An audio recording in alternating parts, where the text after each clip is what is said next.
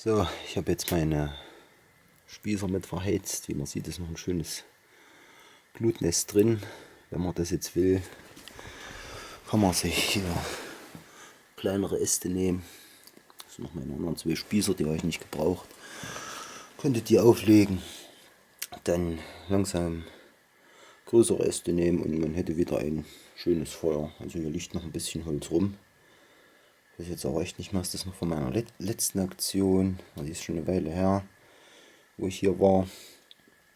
Oder hat das mal jemand mit rein? Keine Ahnung. So, die Lichter, die lasse ich hier.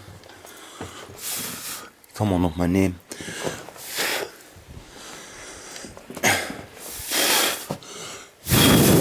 Ja. Ein bisschen husten. So.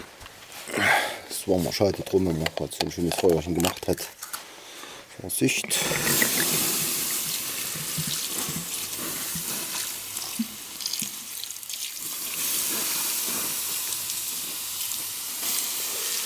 So, naja, das ist aus. Tja, wie gesagt, hier ist feucht genug. Hier ist alles. Hier oben ist ein Busch, aber hier brennt nichts mehr an. Tja. Packe ich mal mein Zeug und mache mich auf den Heimweg. Dann sehen wir noch, was Interessantes passiert zwischendurch.